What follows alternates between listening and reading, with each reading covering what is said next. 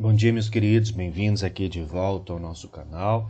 A gente vai hoje encerrar o nosso assunto aí de Revolução Russa. Na última aula a gente trabalhou com os dois processos revolucionários de 1917, a Revolução de Fevereiro e a Revolução de Outubro de 1917. Terminamos quando falamos a respeito das medidas revolucionárias tomadas pelos bolcheviques depois de tomar o poder dentro da Rússia, as reformas que eles vão propor para o Estado russo. E eu falei com vocês, tinha dito para vocês que eu não sabia ao certo a data de criação da União das Repúblicas Socialistas Soviéticas ou da União Soviética e fiquei de trazer a informação para vocês nessa aula. A União Soviética ela foi oficialmente criada em 30 de dezembro de 1922. Então a minha ideia, que eu disse para vocês na última aula de 1922, não estava errada, estava correta. Vamos continuar aqui, vamos dar sequência aos nossos estudos. Logo depois que implanta, então, que os bolcheviques tomam o poder, a primeira medida, aquela que era a mais urgente, que entendia-se como sendo a mais urgente a ser tomada, era a saída da Rússia da Primeira Guerra Mundial. O que foi feito em dezembro de 1917, quando os russos procuraram o governo alemão e propuseram um acordo para se retirar da guerra. Esse acordo ele foi então firmado, ele foi pensado em dezembro de 1917 e foi assinado, firmado de fato em 1918, em maio de 1918, quando oficialmente a Rússia saiu da guerra e assinou o Tratado de Brest-Litovsk com a Alemanha. Por esse acordo, a Rússia entregou aos alemães a Letônia, a Lituânia, a Estônia, a Finlândia, a Polônia e a Ucrânia. Então, todos esses territórios que faziam parte da Rússia foram entregues em maio de 1918 à Alemanha e foram regiões que depois ou se tornaram independentes ou passaram a fazer parte de outro território quando a Alemanha perdeu a guerra e os vários acordos no fim da Primeira Guerra Mundial foram assinados. Não vou entrar nesse assunto porque a gente já trabalhou isso quando falamos de Primeira Guerra Mundial e dos acordos no fim da Primeira Guerra Mundial. Com o fim da Revolução Bolchevique, em outubro de 1917, houve uma resistência, houve uma movimentação por parte daquele governo liberal e por parte dos burgueses que sofreram esse golpe, que foram retirados do poder em 1917 pela Revolução Bolchevique de outubro. Muitos desses indivíduos foram se refugiar em estados europeus, em estados do leste europeu, em monarquias do leste europeu, e tentaram armar uma contra-revolução, tentaram propor um movimento de resistência a esse governo bolchevique e retomar o poder novamente. Então, a partir de 1918, abriu-se na Rússia um conflito que é conhecido na história como a Guerra Civil Russa. Essa guerra civil ela foi um enfrentamento entre o que nós chamamos de exército branco, entre os brancos, que defendiam a implantação do capitalismo e a afirmação do capitalismo dentro da Rússia. Esses brancos eram liderados por aqueles, principalmente por membros do partido menchevique e por burgueses, por proprietários de terras, por burgueses liberais existentes dentro da Rússia e recebia apoio financeiro e militar de algumas monarquias europeias, monarquias que tinham o desejo de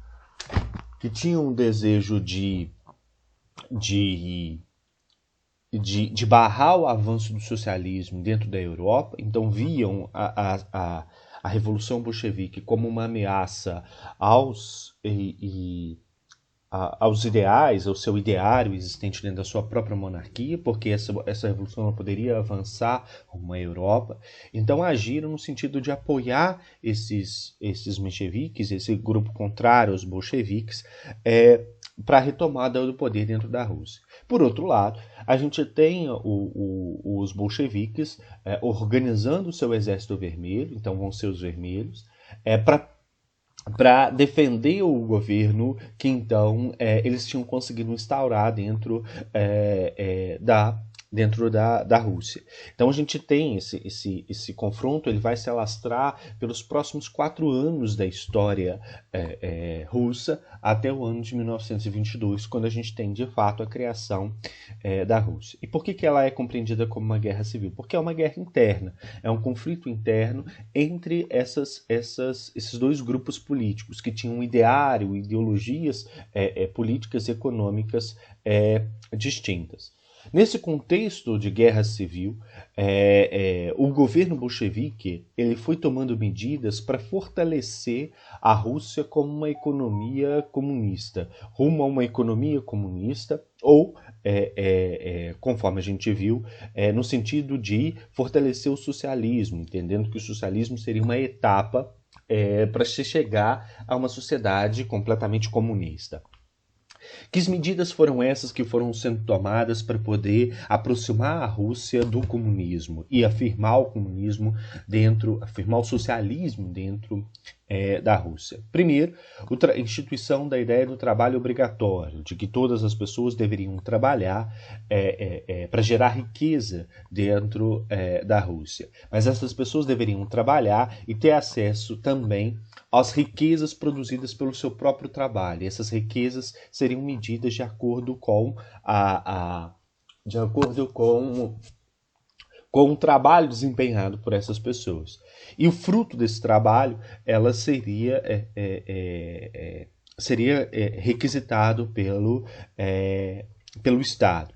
Então, o trabalho obrigatório e a requisição forçada de produtos agrícolas foram as primeiras medidas tomadas pelo governo bolchevique ao ascender ao poder. Foi instituída uma ideia de se instaurar aquilo que se chamou de comunismo de guerra, medidas para poder fortalecer as ideias socialistas, para poder fortalecer uma sociedade socialista num contexto de guerra civil, num contexto de guerra de resistência contra essa ameaça que vinha dos brancos, que vinha desse grupo que defendia o capitalismo dentro da Rússia. Essas medidas passavam principalmente por um rígido controle sobre a produção e o consumo.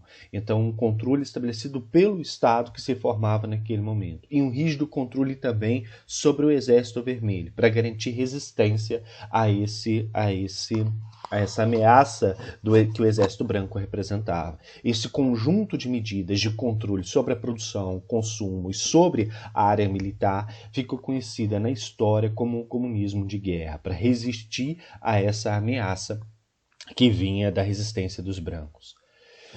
Logo de início, logo no meados de 1918, começou-se a se pensar a organização desse Estado russo a partir de uma economia mais planificada, a partir de uma economia que se relacionasse mais com as ideias socialistas, almejando aí um futuro comunista. As principais lideranças aí que vão pensar essa economia, que vão pensar esse Estado, são as figuras que a gente vem falando delas. O Lenin, Trotsky, Stalin, que vão sentar em uma mesa e pensar como de fato seria esse Estado que teria sido lá atrás almejado, pensado e defendido pelas teorias marxistas. E aí eles desenvolvem aquilo que foi chamado de nova política econômica, a NEP. A nova política econômica ela começa a ser pensada em 1918, mas ela só vai ser colocada em prática em 1921. E essa nova política econômica, pensada para a Rússia na década de 1920, ela não era uma política que ela rompia de imediato com o capitalismo. Ela aceitava uma convivência harmônica entre propriedade privada, entre indústrias privadas, entre um sistema de produção que se aproxima mais da ideia do capitalismo, com um setor socializado, com indústrias de base que pertenciam a todos, que pertenciam ao Estado e a riqueza era de todos, com ideias que dialogavam um pouco com aquilo que se imaginava como sendo uma economia socialista, uma economia que almejasse ao comunismo. Então a gente fala aqui que a NEP ela era um sistema de economia mista, em que o Estado detinha as mãos sobre um poderoso setor econômico, principalmente as indústrias maiores, as indústrias de bens, as indústrias de base, aquelas que eram o sustentáculo, e ao mesmo tempo você tinha um setor industrial livre, privado, que estaria relacionado principalmente à questão do comércio de varejo, ao consumo interno. Então havia a possibilidade dessa ideia de propriedade privada e aí em convivência com esse setor estatal, esse setor socializado mais forte, que está relacionado principalmente às indústrias de base, fornecimento de serviços e tal, por parte desse Estado. Aos poucos foi sendo abolida a gratuidade dos serviços, aquilo que se pensou início que seria possível, a gratuidade de acesso à moradia, a gás, a água, a eletricidade, que era o ideário ali de um Estado mantenedor,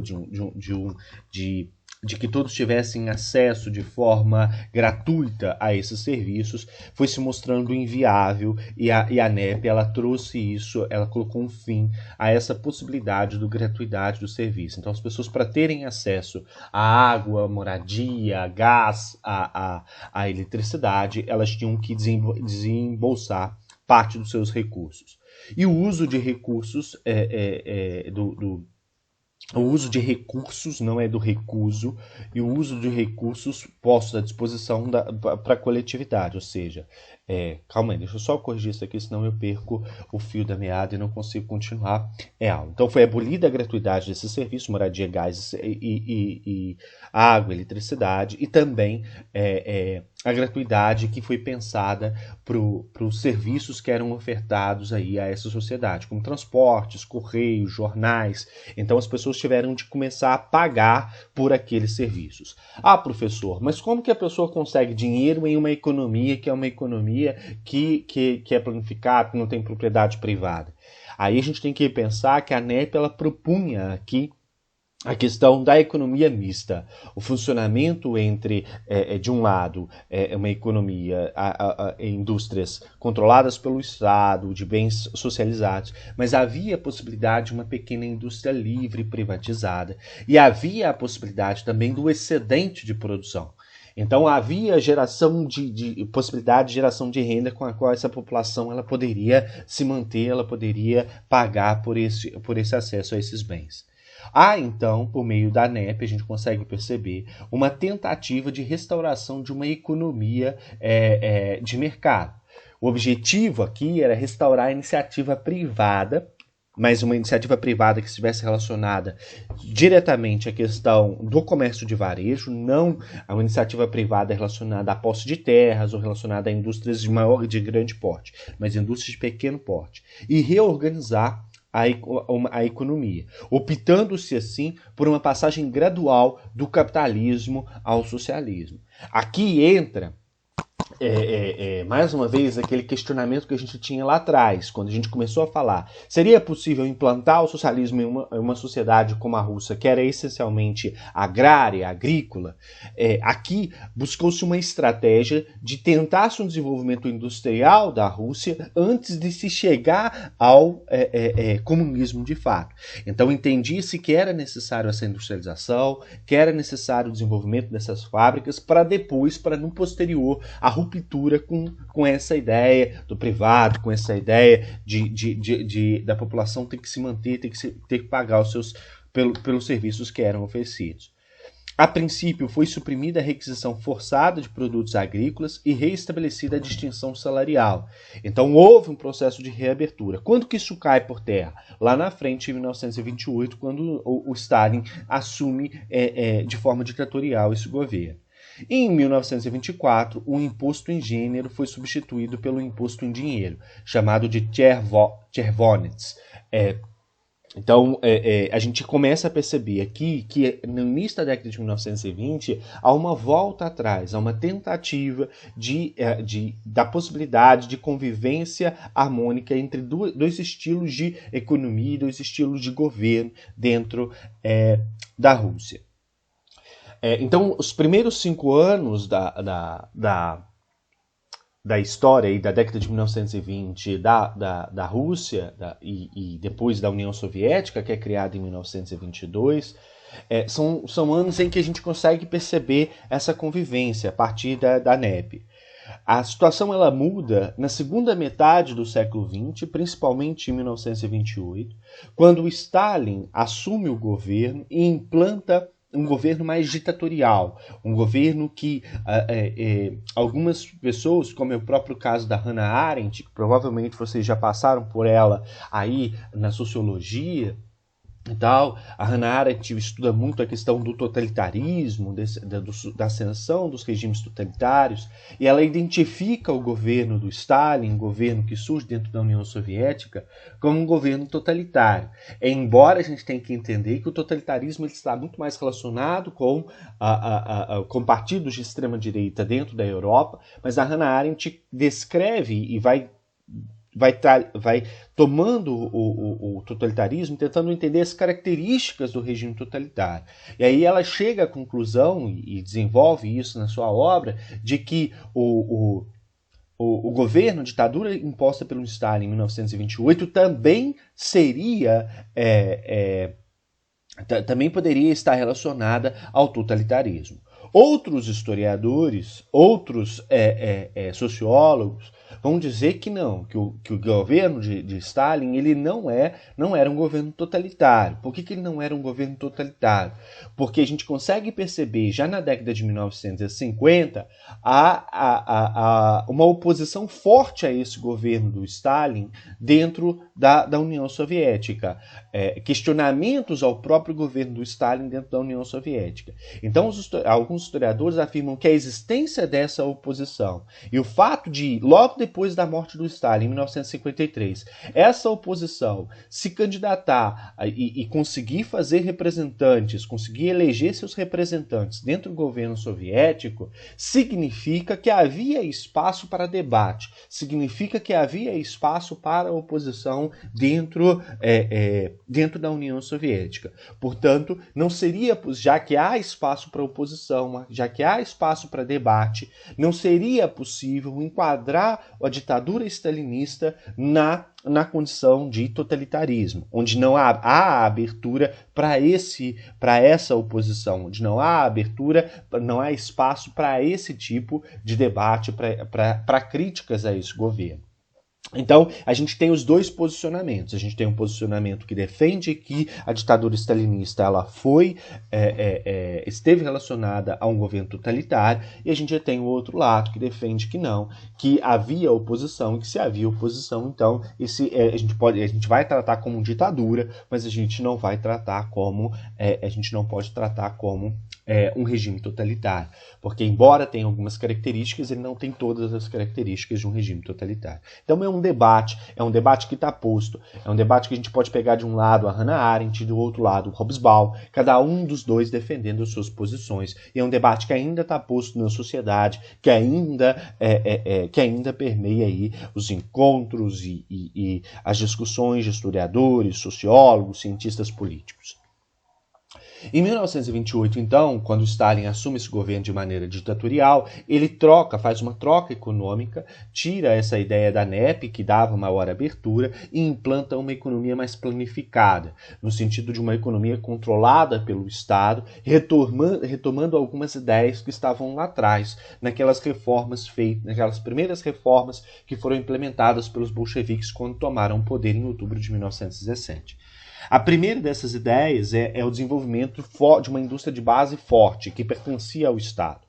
A coletização forçada das indústrias de base, ou seja, aquelas indústrias de base que já existiam, passavam a fazer parte do Estado. A coletivização forçada da agricultura, ou seja, todas as riquezas geradas pela agricultura iam para o Estado, e o Estado aqui dividiria, então, essa riqueza entre a população.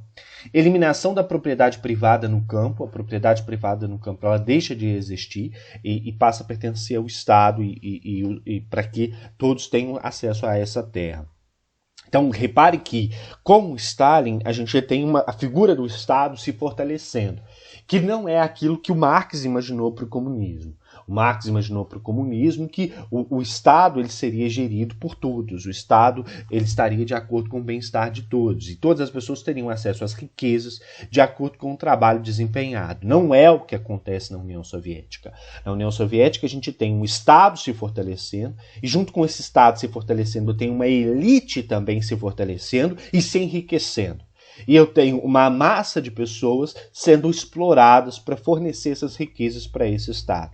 Então, o que aconteceu na União Soviética está longe de ser aquilo que o Marx imaginou na sua obra como sendo uma sociedade comunista. O que acontece na União Soviética é uma ditadura que fortalece esse Estado, que fortalece o Estado, que toma por base, e fortalece não só o Estado, mas fortalece uma elite dentro desse Estado, e toma por base a ideia de uma economia planificada que daria acesso a todos de maneira igualitária a essas riquezas. Mas não é isso que acontece, a gente tem uma pequena elite que domina esse poder, domina esse Estado, e tem acesso a essas riquezas, e uma massa que vive ali, tendo acesso a poucos recursos, a recursos que garantia a sobrevivência, mas não garantia a vivência, ou seja, o conforto dessas pessoas.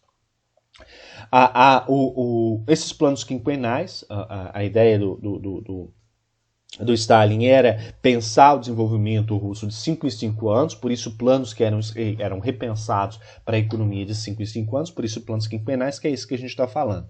E dentro desses planos quinquenais, houve a organização da Gosplan, que era uma comissão do Estado que passou a centralizar esse planejamento econômico. Repare que esses planos quinquenais e o governo do Stalin propunham, então, o fortalecimento da figura do Estado e um controle dessa sociedade como um todo e da economia por essa figura, que era a figura do Estado.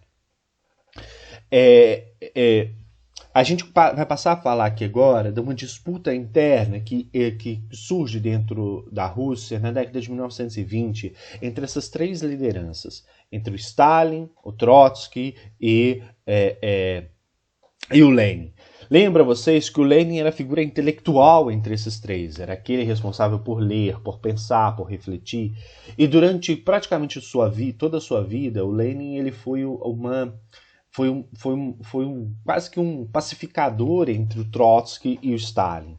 O Trotsky e o Stalin eram os revolucionários, aqueles que estavam à frente, aqueles que lideravam os exércitos, então eram caras da ação, eram indivíduos que estavam ali pensando na implantação desse regime e na luta direta contra as forças políticas opositoras. E o Lenin era o cara que pensava, era o cara que sentava e que ajudava nessas discussões, que projetava como esse Estado iria se formar. E aí a gente tem que pensar que, e antes da gente falar dessa disputa entre Lenin, Trotsky e Stalin, eu vou passar aqui para vocês a forma como que surge o Partido Comunista. A princípio, a gente até agora não tinha falado de Partido Comunista, a gente tinha falado de Partido Menchevique, Partido Operário, Partido Bolchevique. Logo depois da Revolução Russa, em 1922, foi feita uma convenção do Partido Bolchevique que fez com que esse Partido Bolchevique trocasse de nome. O Partido Bolchevique, em 1922, passou a ser chamado de Partido Comunista da União Soviética. É aí que surge o primeiro Partido Comunista. O primeiro Partido Comunista soviético surge, então, em 1922, nessa convenção partidária. Só que lá em 1920, e a partir de 1922, então, começam a pipocar e a surgir partidos comunistas para o mundo como um todo, inclusive dentro do Brasil. A maior parte desses partidos comunistas são inspirados nessa revolução socialista que teve sucesso dentro da Rússia, inspirados também na pauta e nas diretrizes desse Partido Comunista da União Soviética, que é criado em 1922. Só que a ideia de expandir o comunismo para o mundo como um todo, de expandir essa revolução para o mundo como um todo, começa a ser pensada lá em 1919, numa convenção que ficou conhecida como a Terceira Internacional ou Internacional Comunista.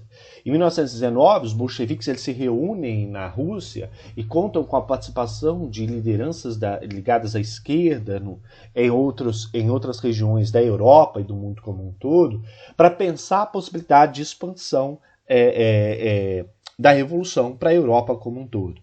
E dentro dessa reunião da Internacional Comunista, uma das principais lideranças um dos principais defensores da expansão da revolução para o mundo era a figura de Trotsky.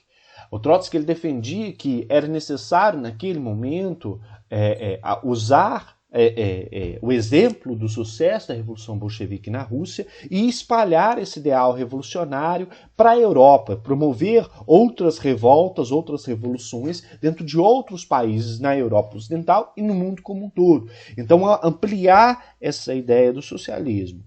Já o Stalin, aí que começa a surgir uma oposição forte entre o Trotsky e o Stalin, que a princípio se aliam para poder chegar a esse poder, o Stalin discordava dessa ideia. Ele defendia que era necessário primeiro construir um Estado socialista forte dentro da União Soviética para só depois passar por um processo de conquista e de expansão do socialismo para a Europa e para o mundo como um todo. Então essas disputas, esses debates começam na Terceira Internacional, ou também conhecida como Internacional Comunista, e tomam os próximos 5 anos, de 1925 a 1924. Nesse meandro, a gente tem um evento que é a morte do Lenin. O Lenin ele morreu, ele teve, se eu não me engano, um AVC, um acidente vascular cerebral, e morreu no ano de 1924. Morreu aí aos seus 30 mais 20, aos seus 54 anos. O Lenin morreu, não foi morto, ele morreu de morte morrida mesmo, não de morte matada, pelo menos é aquilo que a história conta.